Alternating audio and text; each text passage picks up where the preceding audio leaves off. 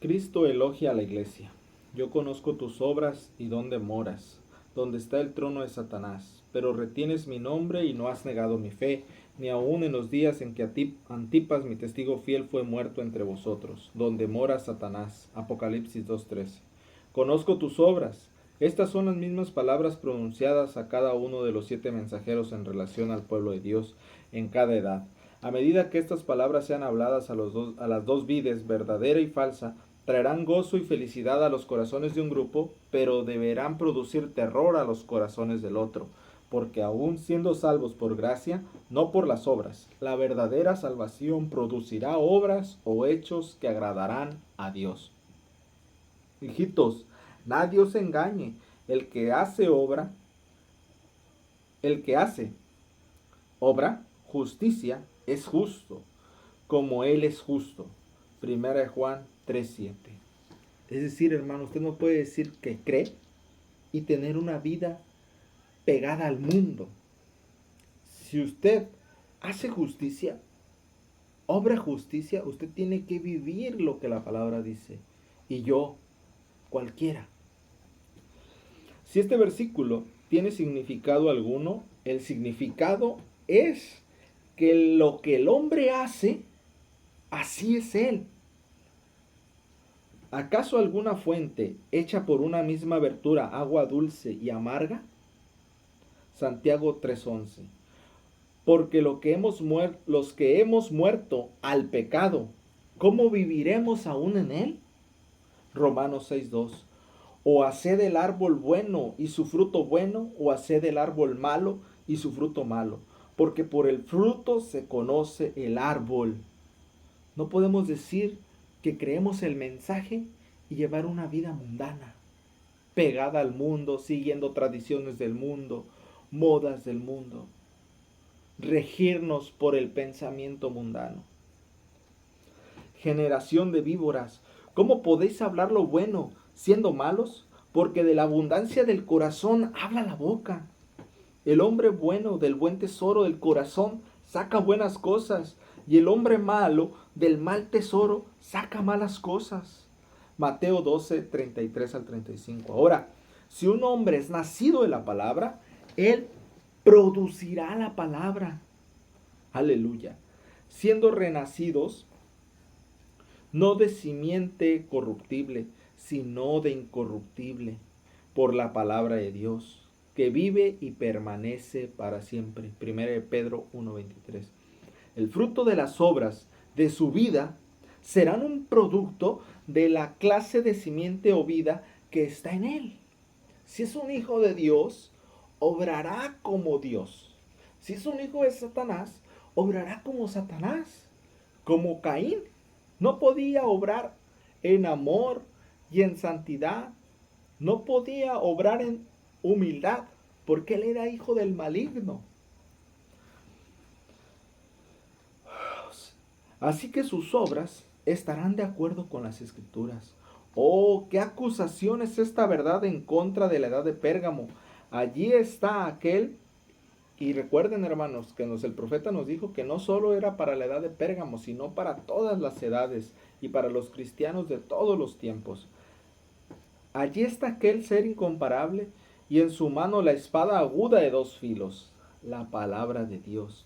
Y esa palabra nos juzgará en el día postrero. Por cierto, la palabra está juzgando ahora, porque ella discierne los pensamientos e intenciones del corazón, separa lo carnal de lo espiritual, nos hace epístolas vivientes, no solamente oyentes, sino vivientes, leídas y conocidas de todos los hombres para la gloria de Dios. Quiero leer aquí en San Juan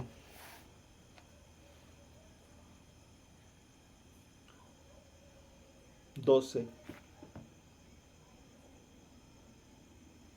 del versículo 44 al 50. Dice: Jesús clamó y dijo: el que cree en mí, no cree en mí, sino en el que me envió.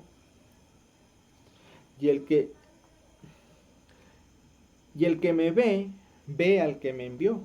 Yo la luz he venido al mundo para que todo aquel que cree en mí no permanezca en tinieblas.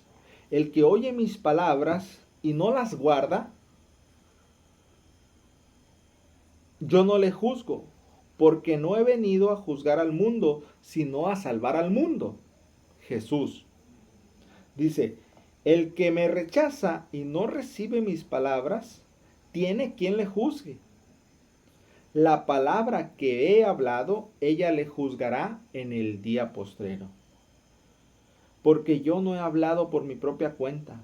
El Padre que me envió, Él me dio mandamiento de lo que he de decir y de lo que he de hablar. Y yo sé que su mandamiento es vida eterna. Así pues, lo que yo hablo, lo hablo como el Padre me lo ha dicho.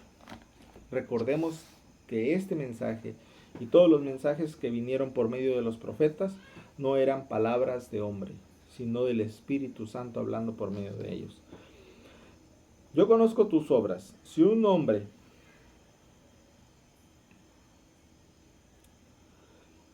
párrafo 94 dice, yo conozco tus obras. Si un hombre teme que quizás no esté agradando a Dios, entonces déjalo que cumpla la palabra. Si un hombre duda que oirá estas palabras, bien, buen siervo y fiel, o sea, que dude, que esté viviendo una clase de vida que diga, no, a mí Dios no me va a decir eso, porque yo no puedo llegar a la gloria. Bueno, aquí hay un consejo, dice, si un hombre duda que oirá estas palabras, bien, buen siervo y fiel, déjelo que cumpla la palabra de Dios en su vida y seguramente él oirá esas palabras de alabanza. Amén. Si él cumple la palabra, seguramente va a llegar y Dios le va a recompensar. La palabra de verdad era la regla de ayer y todavía es la regla de hoy. No hay otra norma, no hay otra plomada. Como el mundo será juzgado por uno, Cristo Jesús, ciertamente será juzgado por la palabra. Si un hombre quiere saber cómo está viviendo, solo déjelo que haga como dijo Santiago. Fíjese en el espejo de la palabra de Dios. Yo conozco tus obras. Mientras él estaba allí con la palabra, examinando sus vidas a la luz del plan que él había decretado para ellos, él habría de haber sido agradado en gran manera, porque ellos, así como los que ya habían pasado antes, estaban sufriendo la persecución de los injustos. Y todavía se mantenían con gozo, asidos del Señor. Esa debe de ser nuestra meta, hermano. Mantenernos con Dios. Venga, lo que vaya, mantenernos en la palabra, firmes. Aunque les fue difícil a veces servir al Señor, le sirvieron y le adoraron en espíritu y en verdad. Amén. Porque tales adoradores busca a Dios. Pero con la vid falsa no era así. Ellos habían repudiado la vida que es edificada sobre la palabra, y ahora se estaban alejando más y más de la verdad. Sus acciones mostraban las profundidades a donde habían caído. Me pregunto si eso no se está repitiendo ahora mismo en este tiempo, hermano. La gente agarrando ideas mundanas, las mujeres queriendo ser libres, sin sujeción, sin vivir en su hogar, trabajando en las oficinas de otros, perdiendo su lugar, y el hombre perdiendo su lugar también. Retienes mi nombre, ¿a quién iremos? Tú tienes palabras de vida eterna. San Juan 6:68. En aquel tiempo la retuvieron, la estaban reteniendo ahora, pero no con el temor funesto como hombres que viven vidas estériles. Ellos estaban reteniendo en su fuerza y en la seguridad del Espíritu, que era uno con él. Tenían el seguro conocimiento del perdón de sus pecados y llevaban el nombre de cristiano como testimonio de esa verdad. Conocían y amaban ese nombre que era sobre todo nombre. Sus rodillas se habían doblado a ese nombre. sus lenguas habían confesado ese nombre. Todo lo hacían, todo lo que hacían, lo hacían en el nombre del Señor Jesús. Se habían afirmado en ese nombre y se habían separado del mal, habiendo tomado su posición. Ahora estaban preparados para morir por ese nombre, teniendo la plena seguridad de una mejor resurrección. De Jesús el nombre guarda, heredero del afán. Dulce hará tu copa amarga. Amén. Es tan precioso, hermano, cuando uno está pasando por pruebas, por luchas, y puedes tener esa seguridad de que Dios está contigo. Y que no importa lo que pase, aun si la vida se acabara, no es el fin. Vamos a una mejor resurrección. Tus afanes cesarán. Suave luz, manantial de esperanza, fe y amor.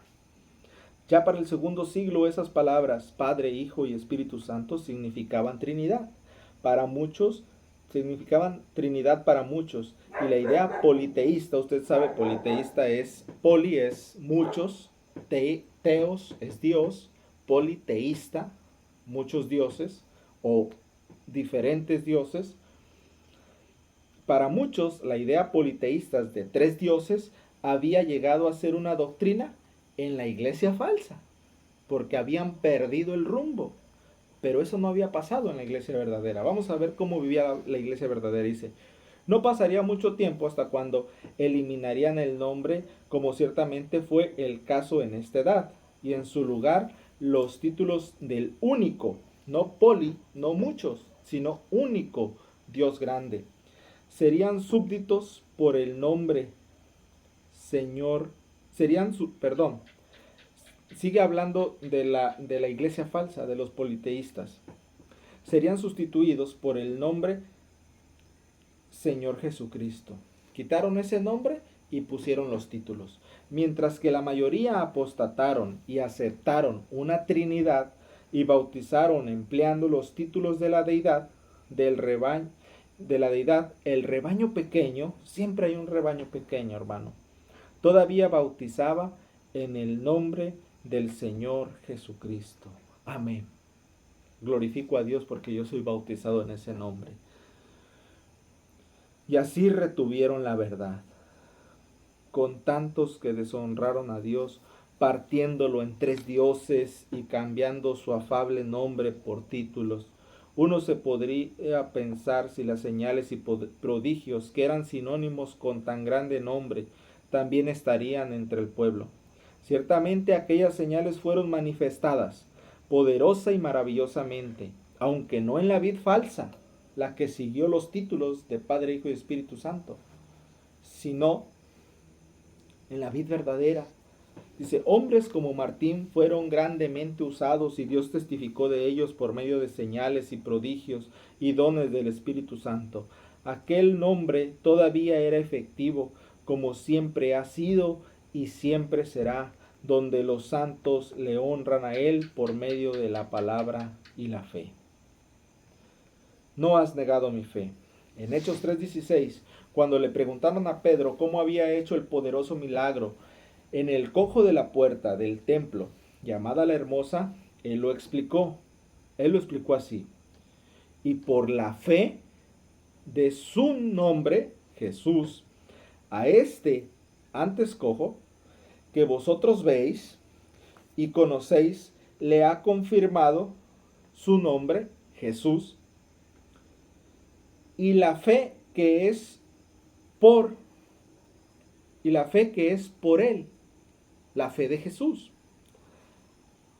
ha dado a el hombre, esta completa sanidad en presencia de todos nosotros. Fíjese bien, allí está el nombre y la fe de Jesús. Trajeron a cumplimiento el milagro. Pedro no dijo que era su propia fe humana, como tampoco dijo que era su propio nombre. Él dijo que el nombre de Jesús, usado en la fe que viene de Jesús, obró ese gran milagro. Esta fe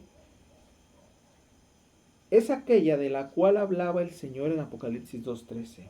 Era su fe. No era fe en Él, pero era su propia fe que Él había dado a los creyentes. Oh, hermano, esto es muy precioso, muy profundo, porque hay una fe humana, es la fe del hombre, lo que el hombre puede hacer, esa es la fe humana. Como Abraham tuvo fe humana cuando Dios lo llamó a salir de su tierra y de su parentela. Él tuvo que dar el paso en la fe humana, salir de. Pero hay una fe divina. Esa es la fe que trae las señales tras ella. Y los milagros y las obras. Y no solamente obras de sanar enfermos y resucitar a los muertos, sino de transformar vidas carnales a vidas espirituales en Cristo Jesús. Esa es la fe de Dios.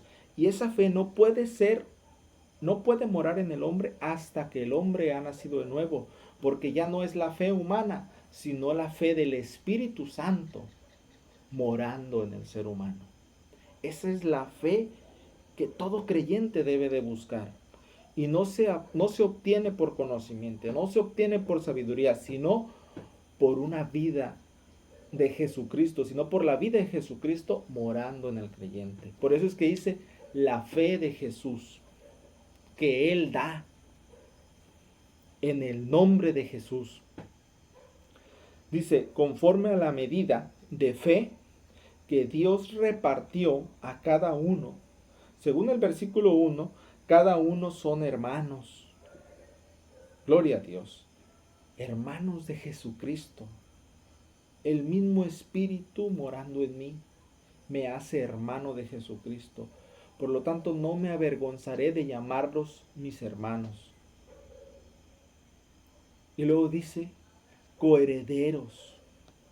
La misma herencia que Él tuvo es mía. Yo comparto los mismos privilegios.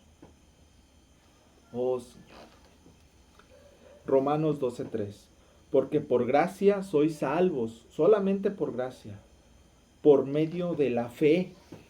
¿De cuál fe? ¿Del humano? No.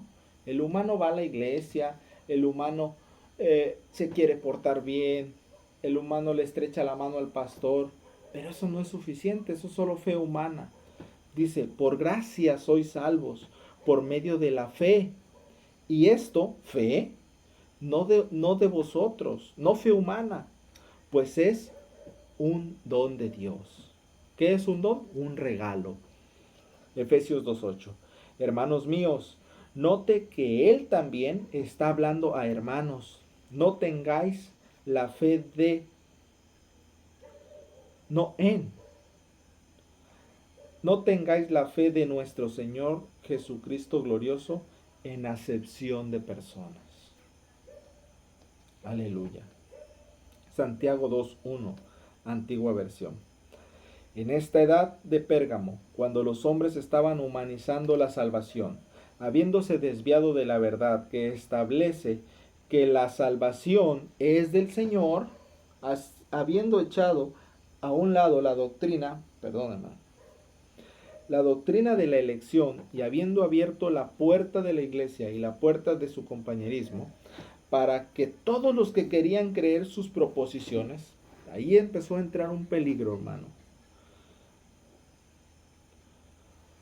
Para que todos abrieron la puerta, para que todo el que pensara como ellos, el que dijera que quería vivir un cristianismo light o ligerito, que no fuera tan pesado, le abrieron la puerta a ese tipo de gente. Vuelvo a leer. En esta edad de Pérgamo, cuando los hombres estaban humanizando la salvación, habiéndose desviado de la verdad que establece que la salvación es del Señor, habiendo echado a un lado la doctrina de la elección y habiendo abierto la puerta de la iglesia y la puerta de su compañerismo para todos los que querían creer sus proposiciones, entre paréntesis dice, no hagan caso a la palabra, eso decían, en cierta manera, no lo decían abiertamente, pero, o sea, esto dice la palabra, pero nosotros vamos a autorizar esto. En esta edad de rápida degradación, todavía existía aquel pequeño número que tenía la medida de aquella fe. ¿Cuál fe? No la humana. Porque hay mucha gente que tiene fe. Yo he visto mucha gente caminar largas distancias para ir a visitar a un ídolo, creyendo que eso los va a salvar. Eso es fe humana, pero no es esa fe la que está hablando, la que retenía el rebaño pequeño. Todavía existía aquel pequeño número que tenía la medida de aquella fe de nuestro Señor Jesucristo, y no solamente emplearon esa fe en obras de poder, sino que con ella también resistieron a aquellos que se atrevían a decir que estaban salvos simplemente por haberse unido a una iglesia. Oh Señor. Ellos sabían que ningún hombre podía realmente creer hacia vida eterna y la justicia de Dios sin la medida de fe del mismo Señor Jesús. Así como la iglesia hoy día está llena de creyentes intelectuales que armonizan con el nacimiento virginal, lo creen, lo aceptan, con el nacimiento virginal del Señor Jesucristo, la sangre derramada, asistiendo a la iglesia y tomando la Santa Cena del Señor, sin ser, fíjese hermano, creen en el Señor Jesucristo, creen en la sangre, van a la iglesia, toman la Santa Cena, pero todavía no son renacidos, sin ser de ninguna manera renacidos. Así también en aquella tercera edad tenían el mismo problema. La fe humana no fue suficiente allá en aquel entonces y tampoco lo será hoy. Se necesita que caiga la mera fe del Hijo de Dios en el corazón del hombre para que él así pueda recibir al Señor de gloria en el templo no hecho de manos. Esta era una fe viviente. Yo vivo en la fe del Hijo de Dios. Pablo no dijo que vivía por fe en el Hijo de Dios. Era la fe del Hijo de Dios que le había dado vida y lo mantenía viviendo en la victoria cristiana. Aleluya. Por eso la gente es tan fluctuante, porque solo tiene una fe humana. No ha llegado a tener la fe divina morando en él. Porque cuando eso viene, mantiene al cristiano siempre en la cima. Victoria cristiana. Párrafo 113. No, ellos no habían negado que la salvación era sobrenatural de principio a fin. Ellos mantenían viva la verdad de su nombre y su fe, y fueron bendecidos por el Señor y fueron considerados dignos de él. Antipas, mi testigo fiel, no hay ningún otro registro en la palabra o en ninguna historia secular con relación a ese hermano. Ciertamente no hay necesidad que lo haya. Es más que suficiente que él fue preconocido y conocido por el Señor. Es más que suficiente ver su fidelidad. Su fidelidad al Señor registrada en la palabra viviente. Gloria a Dios.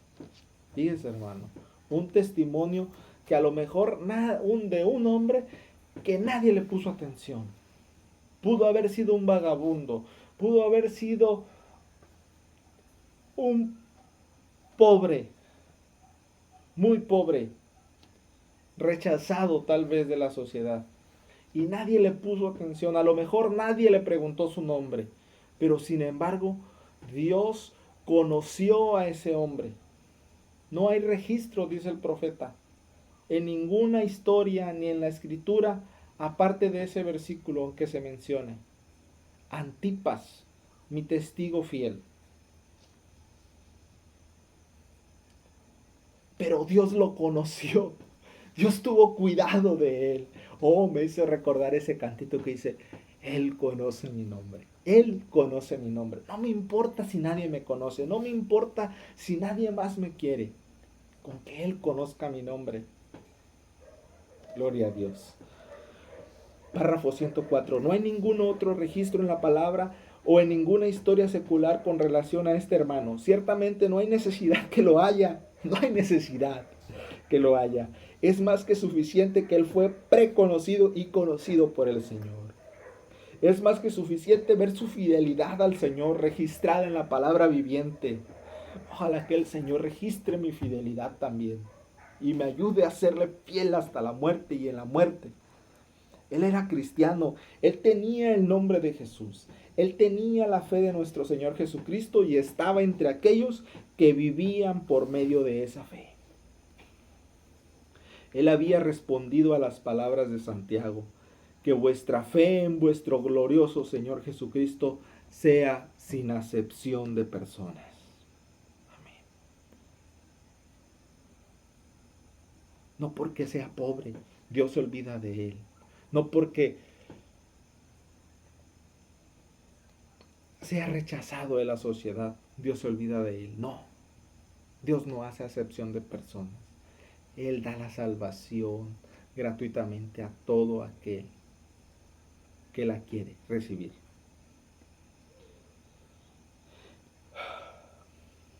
Lleno del Espíritu Santo y de fe, como fue Esteban. Él no tenía respeto de nadie, no temía a nadie. Y cuando la sentencia de muerte fue pronunciada sobre todos los que tomaban aquel nombre y andaban en la fe de Jesucristo, él tomó su lugar con aquellos que no se retractaron. Sí, él murió, pero como Abel obtuvo un testimonio de Dios, su nombre está escrito en la palabra. Y aunque muerto, su voz todavía habla en las páginas del registro divino. Otro mártir fue llevado a su reposo, pero en esta ocasión Satanás no triunfó. Gloria a Dios. Así como no triunfó cuando dio muerte al príncipe de paz. Porque así como Satanás fue despojado en la cruz, así también ahora la sangre de Antipas clamará a centenares más, quienes tomarán sus cruces y seguirán al Señor. Amén.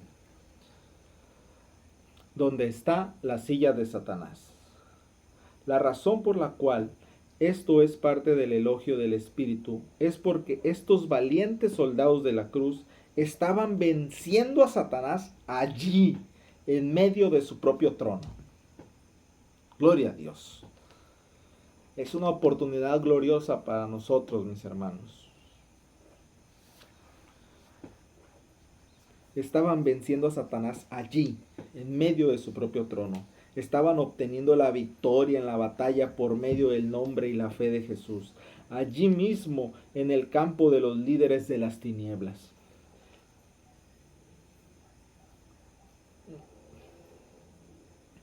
Qué encomio tan tremendo.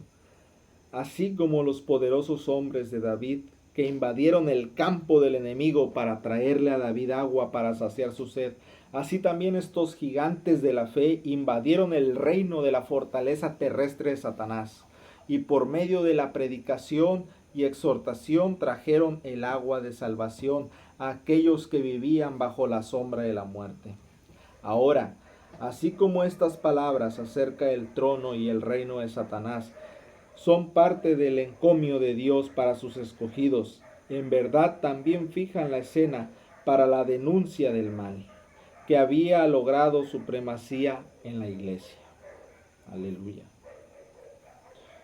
Dice, ahora, así como estas palabras acerca del trono y el reino de Satanás son parte del encomio de Dios para sus escogidos, en verdad también fijan la escena para la denuncia del mal que había logrado supremacía en la iglesia.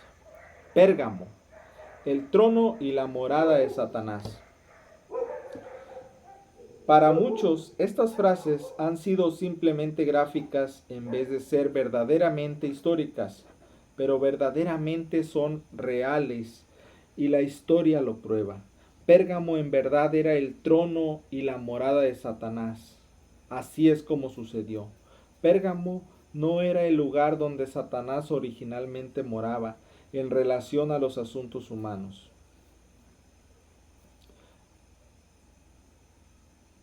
Babilonia siempre ha sido literal y figuradamente su centro de operación. fue en la ciudad de Babilonia donde la adoración satánica tuvo su origen. Y Cus engendró a Nimrod. Bueno, voy a leerlo. Dice, y Cus engendró a Nimrod, quien llegó a ser el primer poderoso en la tierra. Este fue vigoroso cazador delante de Jehová, por lo cual se dice, así como Nimrod, vigoroso cazador delante de Jehová. Y fue el comienzo de su reino, Babel, Erec, Akkad y Cainé, en la sierra de Sinar. Génesis 10, 8 al 10. Tenía entonces toda la tierra una sola lengua y unas mismas palabras. Y aconteció que cuando salieron de oriente hallaron una llanura en la tierra de Sinar y se establecieron allí. Y se dijeron unos a otros, vamos, hagamos ladrillo y cozámoslo con fuego. Y les sirvió el ladrillo en lugar de piedra y el asfalto en lugar de mezcla. Y dijeron, vamos, edifiquemos una ciudad y una torre cuya cúspide llegue al cielo y hagámonos un nombre, por si fuéramos esparcidos sobre la faz de toda la tierra. Y descendió Jehová para ver la ciudad y la torre que edificaban los hijos de los hombres. Y dijo Jehová, he aquí el pueblo es uno, y todos estos tienen un solo lenguaje, y han comenzado la obra, y nada les hará desistir ahora de lo que han pensado hacer. Ahora pues, descendamos y confundamos allí su lengua, para que ninguno entienda el habla de su compañero. Así los esparció Jehová desde allí sobre la faz de toda la tierra, y dejaron de edificar la ciudad. Por esto fue llamado el nombre de ella Babel, porque allí confundió Jehová el lenguaje de toda la tierra, y desde allí los esparció sobre la faz de toda la tierra. Génesis 11, del 1 al 9. Babel es el nombre original para Babilonia, el cual quiere decir confusión. Fue literalmente comenzado por Cus, el hijo de Cam, pero fue convertido en un reino de poder y grandeza bajo su hijo Nimrod, el cazador vigoroso, según el registro de Génesis 11 y también según la historia secular. Nimrod se propuso hacer 3 cosas. Él quería edificar una nación poderosa, lo cual hizo. Quería propagar su propia religión, lo cual hizo. Y quería hacerse un nombre, lo cual también realizó. Sus hechos fueron tan monumentales que el reino de Babilonia fue llamado la cabeza de oro entre todos los gobiernos del mundo. Está probado que su religión logró prominencia por el hecho de que las escrituras la identificaba completamente con Satanás. Según Isaías 14 y Apocalipsis capítulo 17 y 18, por medio de la historia podemos probar que invadió al mundo completamente y que es la base para todo sistema de idolatría y tema de mitología. Aunque los nombres de los dioses varían en las diferentes tierras según el idioma del pueblo, es bien conocido que se hizo un nombre para sí mismo y para sus elegidos, porque durante el tiempo que esta edad presente continúe hasta que Jesús se presente a sus hermanos, él será adorado y honrado, aunque bajo un nombre diferente al de Nimrod.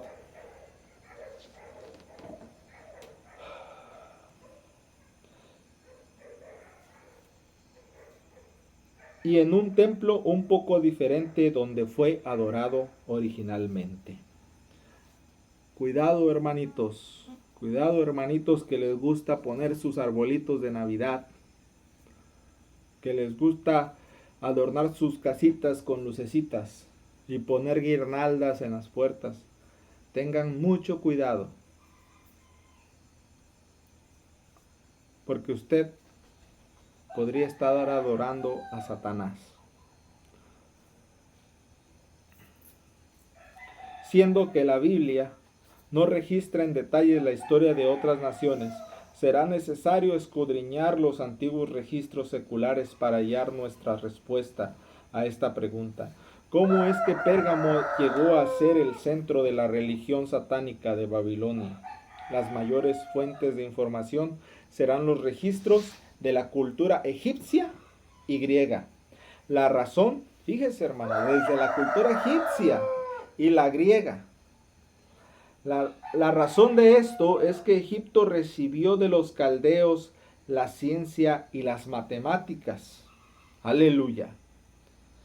La razón de esto es que Egipto recibió de los caldeos la ciencia y las matemáticas, y Grecia, la ciencia y las matemáticas, y Grecia las recibió de Egipto.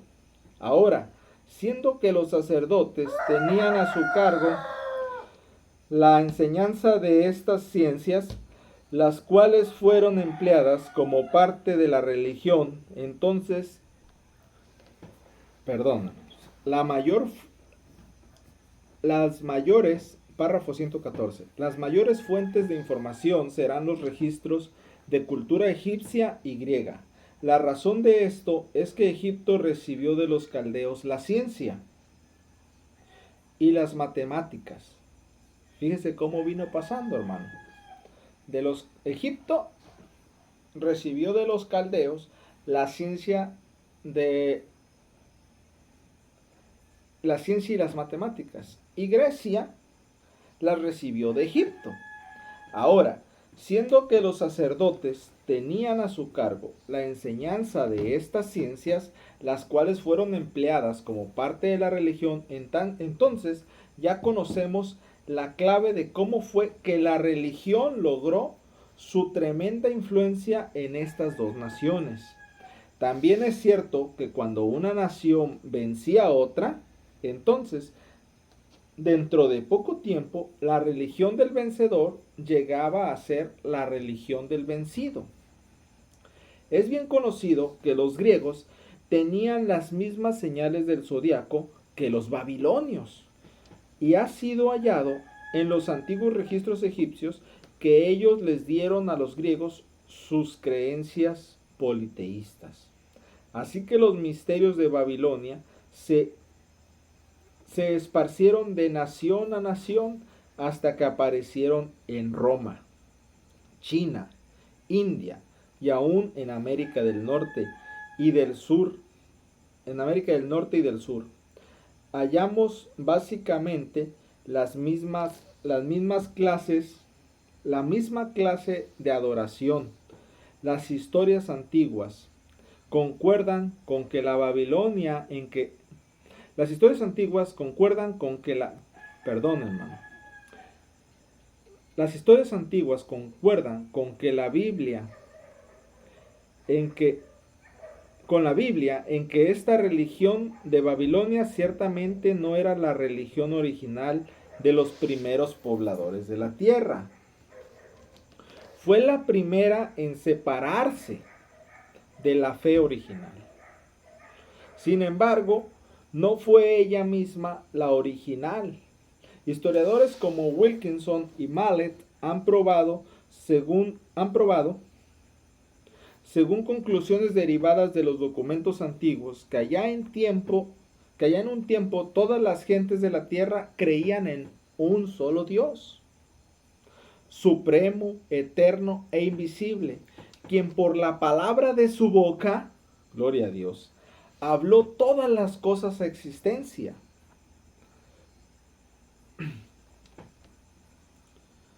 Y que en su carácter él era amante, bondadoso y justo.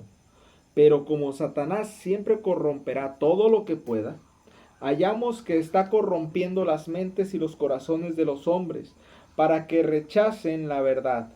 Como él siempre se ha esforzado por recibir adoración, como si fuera Dios y no el siervo y la creación de Dios. Él desvió la adoración de Dios para atraerla a sí mismo y así ser exaltado. Siempre lo mismo, hermano, y aún ahora. No escuche el mensaje, no escuche las cintas, escúcheme a mí, su predicador. No, hermano, escuche la palabra. Fíjese lo que estaba haciendo el diablo. Dice, pero como Satanás, párrafo 117, siempre corromperá todo lo que pueda, hallamos que está corrompiendo las mentes y los corazones de los hombres para que rechacen la verdad, como él siempre se ha esforzado por recibir adoración como si fuera Dios y no el siervo y la creación de Dios. Él desvió la adoración de Dios para atraerla a sí mismo y así ser exaltado. Ciertamente él logró su propósito de esparcir su religión por todo el mundo. Esto está autenticado por Dios en el libro de los Romanos. Habiendo conocido a Dios, no le glorificaron como a Dios. Antes se desvanecieron en sus discursos y por medio de la necedad de sus corazones aceptaron una religión corrupta a tal grado de adorar a las criaturas y no al Creador, adorando a predicadores en lugar de al Espíritu Santo. Recuerde, Satanás era una criatura de Dios, hijo de la mañana. Entonces hallamos que donde una vez la verdad fue diseminada entre los hombres, y todos se apegaron a esa sola verdad, después llegó el día cuando un grupo grandísimo se separó de Dios y esparcieron una forma de adoración diabólica alrededor del mundo. Amén. La historia muestra que los de la tribu de Sem se mantuvieron con la verdad invariable. ¿Verdad? Solo hay 3 clases, hermano. Pasaron a través del arca o a través del diluvio en el arca, Sem, Cam y Jafet. Sem se quedó con la verdad invariable. Cam fue el grupo que se separó para hacer su propia religión. El padre el hijo de Cam fue Cus, padre de Nimrod. Nimrod, como lo escuchamos arriba, se propuso en su corazón hacer una religión y un reino. Y lo logró. Y hacerse de un nombre que no solamente fuera de cierto lugar, sino de toda la tierra. Y desde allí, hermanos, si usted estudia esa historia, ve cómo la religión de adoración a la mujer se esparció, porque Dios los confundió y los esparció por todo el mundo.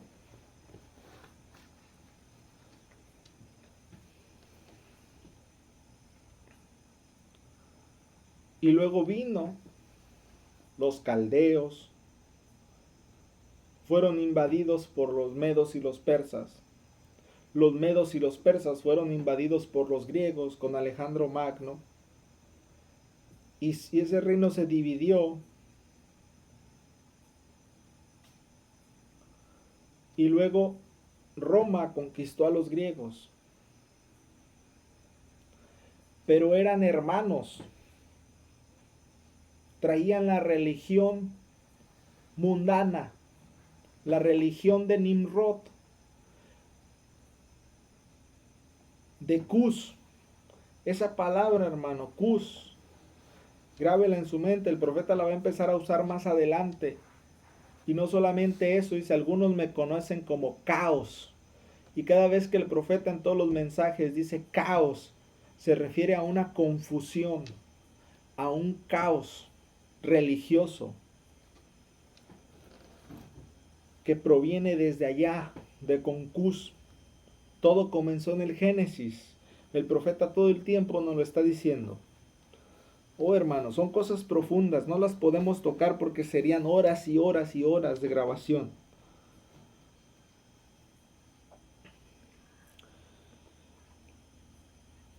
Dice, la historia muestra que los de la tribu de Sem se mantuvieron con la verdad invariable. Gloria a Dios. Estuvieron en completa oposición a los de la tribu de Cam, quienes se apartaron de la verdad a la mentira del diablo. No hay tiempo para entrar en una discusión sobre esto. Solamente es introducido para que usted pueda ver que hubo 2 religiones, y solamente 2, y que la falsa llegó a cubrir el mundo. En Babilonia el monoteísmo se tornó en politeísmo.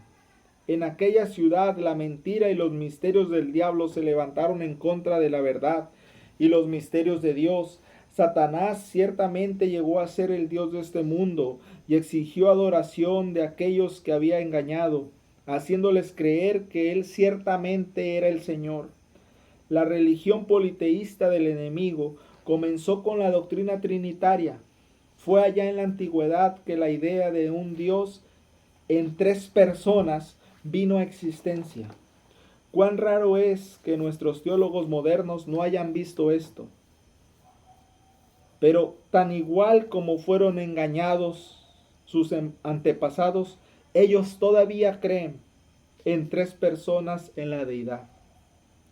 Que nos muestren una sola escritura donde se encuentre autoridad alguna para esa doctrina. No es algo extraño que mientras los descendientes de Cam siguieron en su camino de adoración satánica, la cual abarca un concepto básico de tres dioses, que no hay ni una señal,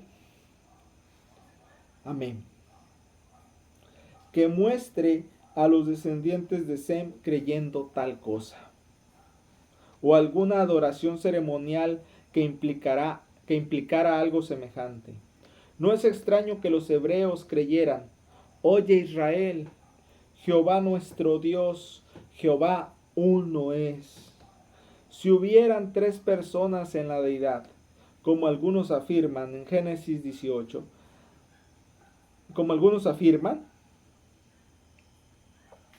en Génesis 18, Abraham, el descendiente de Sem, solamente vio a un Dios con dos ángeles. Ahora, ¿cómo fue expresada esta Trinidad? Fue expresada por medio de un triángulo equilátero, así como es expresado hoy día en Roma. Lo raro es que los hebreos no tenían tal concepto. Ahora, ¿quién tiene la verdad? ¿Los hebreos o los de Babilonia? En Asia, la idea politeísta de tres dioses en Asia, la idea politeísta de tres dioses en uno fue expresada en una imagen de un cuerpo con tres cabezas. Es expresado como tres inteligencias. En la India, está hablando de la religión, hermano, que se propagó desde Babel, ¿verdad? En Asia, con los chinos, con los tailandeses, es eso. Pero también en India es lo mismo. En la India lo han expresado como un Dios en tres formas. Ahora realmente esa ya es buena teología moderna en este día. En Japón hay una imagen de Buda con tres cabezas, como la que previamente describimos. Pero el más revelador de todos es aquel que muestra el concepto de Dios en una forma trina. 1. La cabeza de un anciano que simboliza a Dios el Padre. 2. Un círculo que en los misterios significa simiente, lo cual significa el Hijo. 3. Las alas y la cola de un ave, la paloma. Allí estaba la doctrina de Padre, Hijo y Espíritu Santo. Tres personas en la deidad, una verdadera Trinidad. Usted puede ver la misma cosa en Roma. Ahora, déjeme preguntarle una vez más. ¿No es extraño que el diablo y sus adoradores tuvieran más verdad revelada que aún el padre de la fe? Dice, ¿no es extraño que el diablo y sus adoradores tuvieran más verdad revelada que aún el padre de la fe, Abraham y sus descendientes? ¿No es extraño que los adoradores de Satanás conocieran más acerca de Dios que los mismos hijos de Dios? Ahora, eso es lo que teólogos modernos se esfuerzan por decirnos cuando hablan de una Trinidad. Solamente recuerde esta cosa de aquí en adelante. Estos registros son verdaderos y esto también es la verdad. Satanás es un mentiroso y el padre de la mentira. Y aun cuando él venga con alguna luz, todavía eso es mentira. Él es un homicida y su doctrina trinitaria ha destruido a las multitudes y continuará destruyendo hasta que Jesús venga.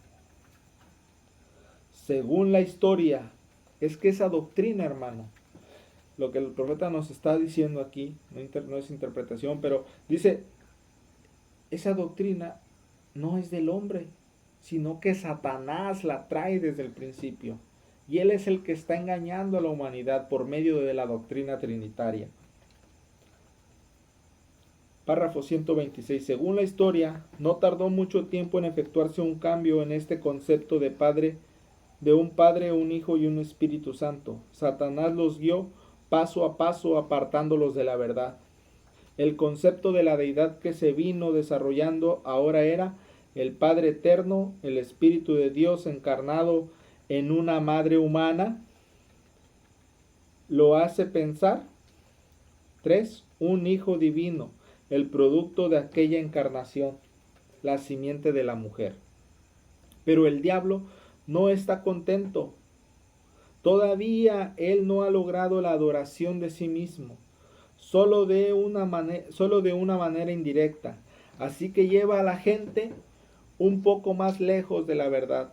Por medio de sus misterios, él revela a la gente que ya que el gran Padre Dios invisible no se interesa en los asuntos de los hombres, sino que mantiene silencio respecto a tales cosas, entonces lo obvio es que él muy bien puede ser adorado en silencio.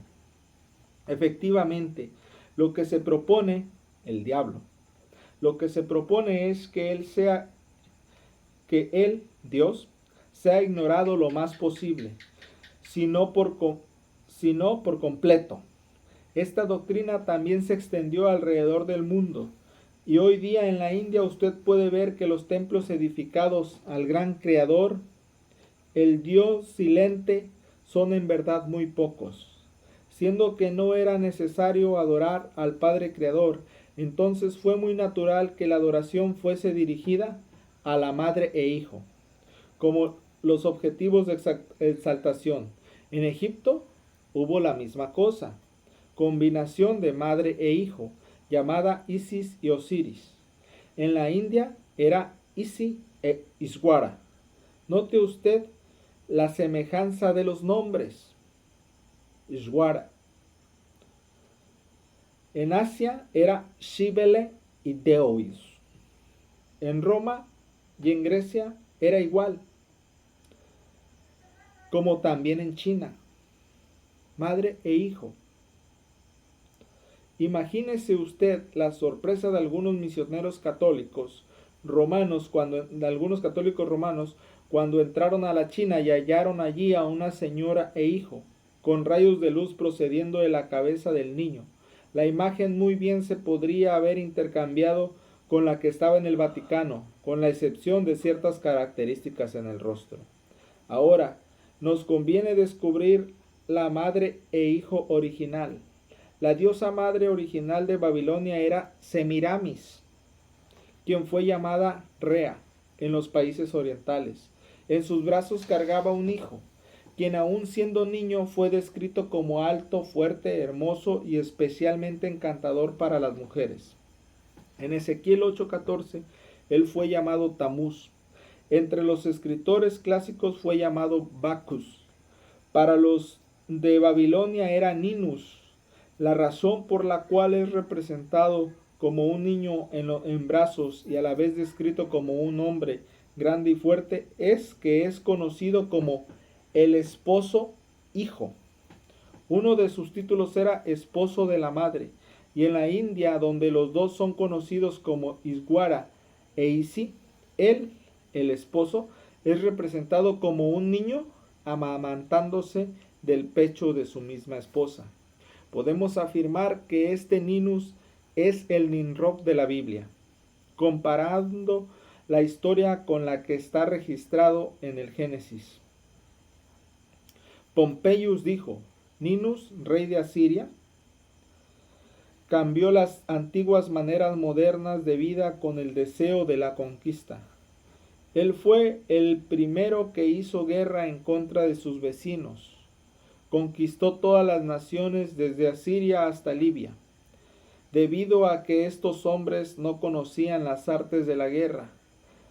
Diodorus dijo: Ninus era el rey asirio más antiguo mencionado en la historia. Siendo guerrero por inclinación, él entrenó rigurosamente a muchos jóvenes en las artes de la guerra. Subyugó a Babilonia, cuando aún no existía la ciudad de Babilonia. Así que vemos que este Ninus empezó a llegar a ser grande en Babilonia. Edificó Babel y se apoderó de Asiria, llegando a ser su rey, y entonces procedió a conquistar otros grandes territorios donde la gente no estaba al tanto de guerrear y vivía de una manera moderada, como dijo Pompeius. Ahora en Génesis 10, hablando del rey, como dijo Pompeius.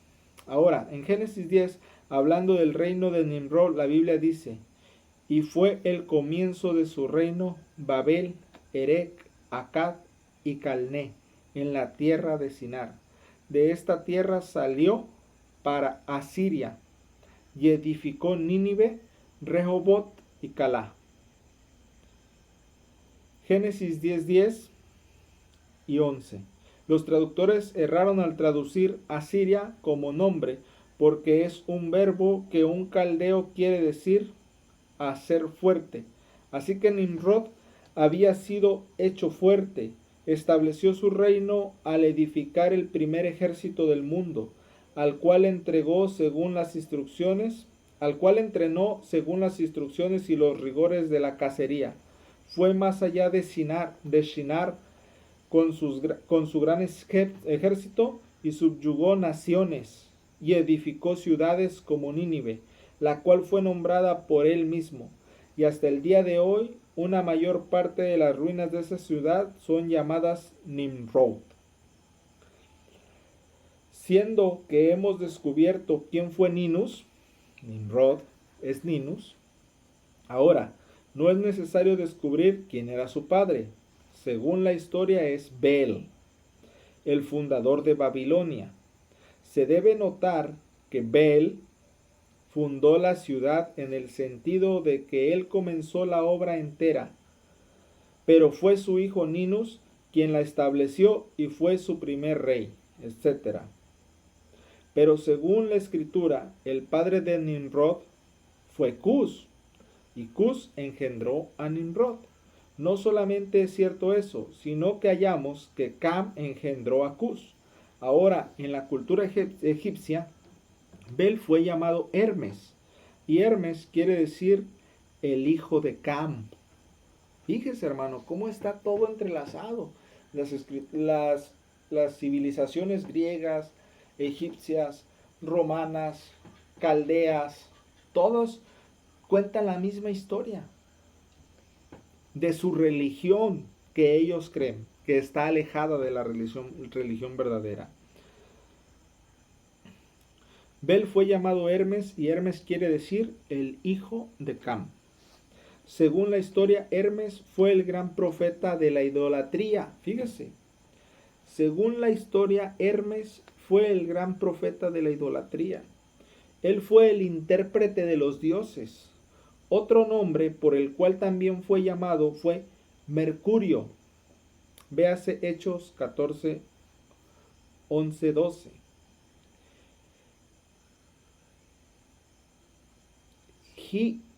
Hyginus dice esto acerca de ese dios, quien fue conocido como Bel. Fue conocido como Bel, Hermes, Mercurio, etc. Oh Señor, qué revelaciones. Por muchas edades los hombres vivían bajo el gobierno de Jove, no el Jove romano, sino el Jehová de los hebreos. Dice, por muchas edades los hombres, antes de que Cus naciera, antes de que Cam fuera maldecido, dice, por muchas edades los hombres vivían bajo el gobierno de Jove, no el Jove romano, sino el Jehová de los hebreos, quien fue antes de la historia romana, sin ciudades ni leyes, y todos hablaban el mismo idioma. Pero después de que Mercurio, Bel, Cus, interpretó los idiomas de los hombres, por consiguiente, un intérprete es llamado hermenéutico. Hermes, hermenéutico. Por consiguiente, un intérprete es llamado hermenéutico. El mismo individuo distribuyó las naciones. Entonces empezó el desacuerdo. De esto se ve que Bel o Cus, el padre de Nimrod, originalmente fue el líder que apartó a la gente del Dios verdadero y animó a la gente, como el intérprete de los dioses, a tomar otra forma de religión. Él les animó a seguir con la torre que su hijo en realidad construyó. Esta sugerencia fue la que produjo la confusión y división de los hombres. Por lo tanto, él fue intérprete y confundidor. Gloria a Dios. Cus fue el padre del sistema politeísta, y cuando los hombres fueron deificados por otros hombres, desde luego él llegó a ser el padre de los dioses. Cus fue llamado Bel. Bel en la mitología romana era Janus. Él fue figurado como teniendo dos caras y llevaba un palo con el cual confundía y desparramaba a la gente. Ovid describe que Janus dijo de sí mismo: los de la antigüedad me llamaban Caos. Entonces hallamos que el Cus de la Biblia, el rebelde original en contra del monoteísmo, en contra de Jehová, fue llamado Bel, Belus, Hermes, Janus, etc. Entre la gente de la antigüedad, según él mismo, era portador de revelaciones e interpretaciones. Según él mismo, era portador de revelaciones e interpretaciones de los dioses al pueblo. Al hacer esto, él causó la dispersión de la gente por medio de la ira de Dios, trayendo división y confusión. Ahora, hasta aquí hemos visto de dónde es que vino el politeísmo.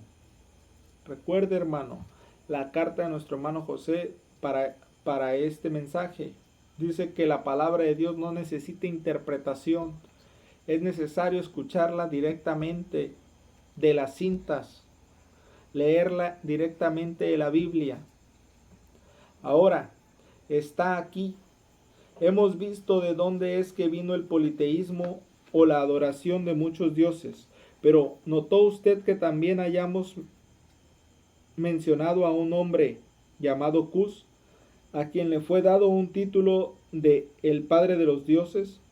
¿Notó usted aquí el tema de las mitologías antiguas en que los dioses se identificaban con los hombres? De allí es donde vino la adoración a los antepasados.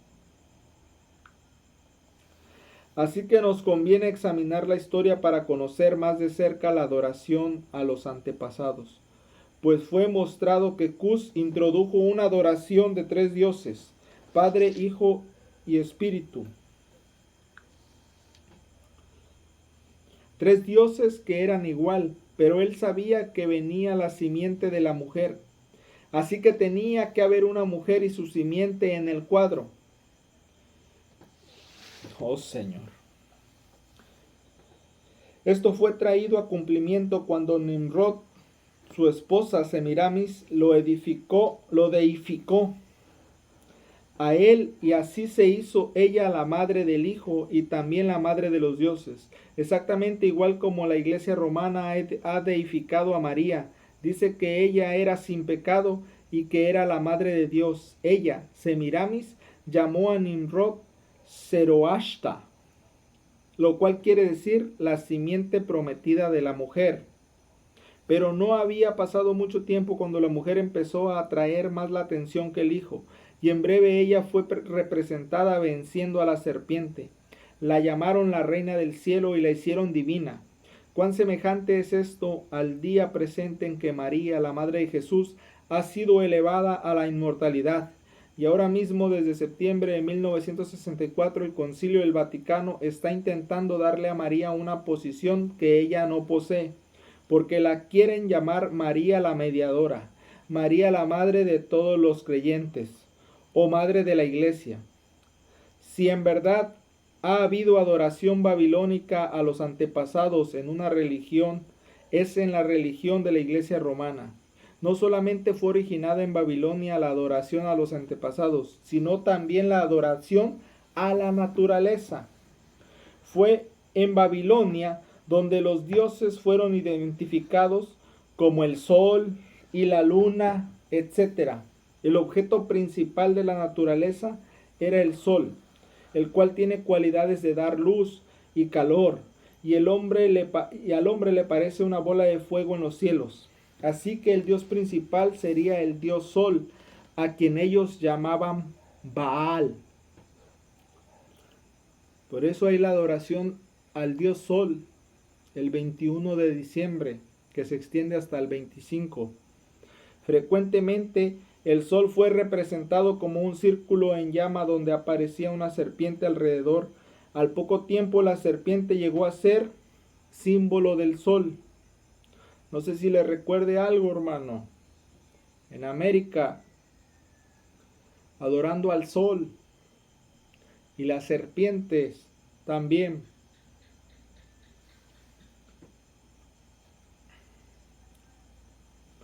Y por consiguiente fue adorada. Así que el deseo del corazón de Satanás llegó a su cumplimiento completo. Él fue adorado como Dios, su trono fue establecido, sus esclavos se inclinaban ante él. Él fue adorado allí en Pérgamo en la forma de una serpiente viva, el árbol de la ciencia del bien y del mal, simbolizado ahora en la forma de una serpiente viva.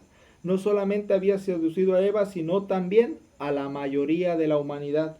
Pero ¿cómo es que Pérgamo llegó a ser la silla de Satanás si la silla fue Babilonia? De nuevo la respuesta está en la historia. Cuando Babilonia cayó bajo el dominio de los medos persas, el sacerdote rey Attalus huyó de la ciudad, se fue de Babilonia y se fue a Pérgamo.